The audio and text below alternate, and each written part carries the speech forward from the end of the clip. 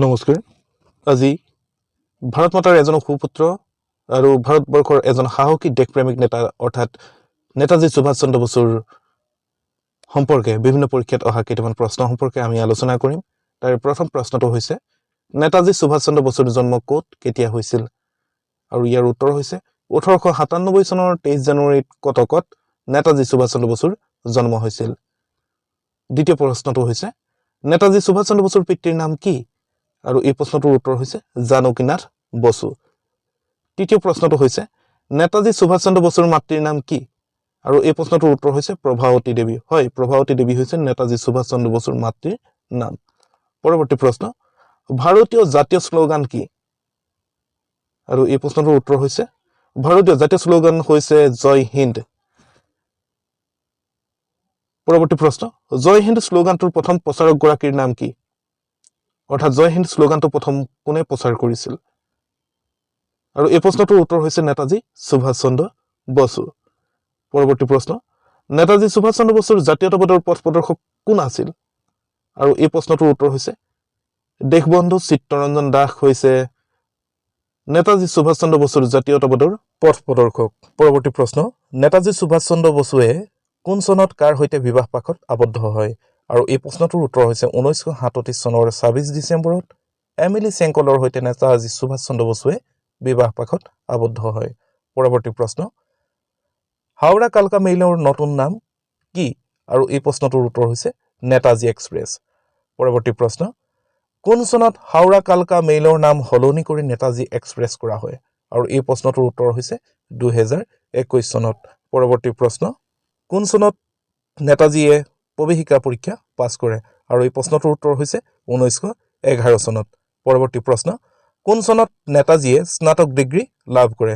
আৰু এই প্ৰশ্নটোৰ উত্তৰ হৈছে 1918 চনত স্কটিছ চাৰ্চ কলেজৰ পৰা নেতাজী সুভাষ চন্দ্ৰ বসুৱে স্নাতক ডিগ্ৰী লাভ কৰে। পৰৱৰ্তী প্ৰশ্ন, মোক তুমি তেজ দিয়া, মই তোমাক স্বাধীনতা দিম, এই বিখ্যাত উক্তিটো কাৰ? আৰু এই প্ৰশ্নটোৰ উত্তৰ হৈছে নেতাজী সুভাষ চন্দ্ৰ বসুৰ। পৰৱৰ্তী প্ৰশ্ন, দেশনায়ক উপাধিটো সুভাষ চন্দ্ৰ বসুৱে কাক প্ৰদান কৰিছিল? আৰু এই প্ৰশ্নটোৰ উত্তৰ হৈছে কবিগুৰু ৰবীন্দ্ৰনাথ ঠাকুৰক সুভাষ চন্দ্ৰ বসুৱে দেশনায়ক উপাধিটো প্ৰদান কৰিছিল। পৰৱৰ্তী প্ৰশ্ন, দমদম বিমানবন্দৰৰ নতুন নাম কি? আৰু এই প্ৰশ্নটোৰ উত্তৰ হৈছে নেতাজী সুভাষ চন্দ্ৰ বসু আন্তৰ্জাতিক বিমানবন্দৰ। পৰৱৰ্তী প্ৰশ্ন, কোন চনত ৰাসবিহাৰী বসুৱে ভাৰতীয় জাতীয় সেনাবাহিনীৰ দায়িত্ব সুভাষ চন্দ্ৰ বসুৰ হাতত অৰ্পণ কৰে? আৰু এই প্ৰশ্নটোৰ উত্তৰ হৈছে 1943 চনত। পৰৱৰ্তী প্ৰশ্ন, ইণ্ডিয়ান নেশ্যনেল আৰ্মি বা ভাৰতীয় জাতীয় সেনাবাহিনীৰ নাৰী বাহিনীৰ নাম কি আছিল? আৰু এই প্ৰশ্নটোৰ উত্তৰ হৈছে ৰাণী লক্ষ্মীবাই কমবেট। পৰৱৰ্তী প্ৰশ্ন, কোন চনত নেতাজী সুভাষ চন্দ্ৰ বসুৱে জাৰ্মানীত আজাদ হিন্দ ৰেডিঅ' সেৱা আৰম্ভ কৰিছিল? আৰু এই প্ৰশ্নটোৰ উত্তৰ হৈছে 1942 চনত। পৰৱৰ্তী প্ৰশ্ন, নেতাজীৰ মৃত্যুৰ সত্যতা প্ৰমাণ কৰিবলৈ নিয়োগ কৰা কমিশ্যনখনৰ নাম কি? আৰু এই গুৰুত্বপূৰ্ণ প্ৰশ্নটোৰ উত্তৰ হৈছে মুখাৰ্জী কমিশ্যন বা মুখাৰ্জী আয়োগ। হয়, নেতাজীৰ মৃত্যুৰ সত্যতা প্ৰমাণ কৰিবলৈ নিয়োগ কৰা কমিশ্যনখনৰ নাম মুখাৰ্জী কমিশ্যন। পৰৱৰ্তী প্ৰশ্ন, কোন কমিশ্যনৰ আদেশ অনুযায়ী সুভাষ চন্দ্ৰ বসুৰ মৃত্যুৰ পাছত তেওঁৰ অস্থিভস্ম টাইপি চহৰৰ এটি বাকচত ৰখা হয়? আৰু এই প্ৰশ্নটোৰ উত্তৰ হৈছে GD খোছলা কমিশ্যন। পৰৱৰ্তী প্ৰশ্ন, কোন চনত নেতাজীক মাণ্ডালয়লৈ নিৰ্বাসিত কৰা হৈছিল? আৰু এই প্ৰশ্নটোৰ উত্তৰ হৈছে 1925 চনত।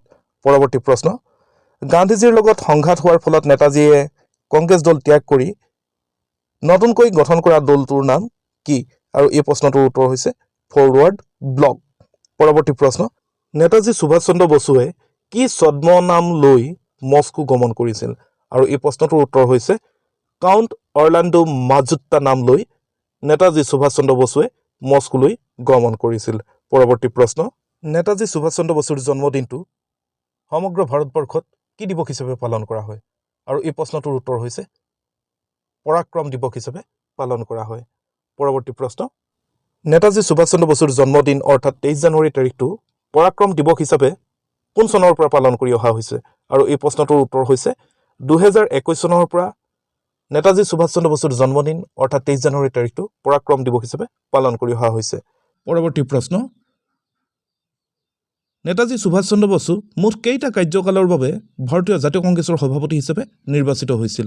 আৰু এই গুৰুত্বপূৰ্ণ প্ৰশ্নটোৰ উত্তৰ হৈছে মুঠ 2টা কাৰ্যকালৰ বাবে নিৰ্বাচিত হৈছিল পৰৱৰ্তী প্ৰশ্ন নেতাজী সুভাষ চন্দ্ৰ বসু কোনখন বাতৰি কাকতৰ সম্পাদক আছিল আৰু এই প্ৰশ্নটোৰ উত্তৰ হৈছে নেতাজী সুভাষ চন্দ্ৰ বসু ফৰৱাৰ্ড নামৰ বাতৰি কাকতখনৰ সম্পাদক আছিল যদি ভিডিঅ'টো ভাল পালে লাইক কমেণ্ট শ্বেয়াৰ আৰু চেনেলটো ছাবস্ক্ৰাইব কৰিব ধন্যবাদ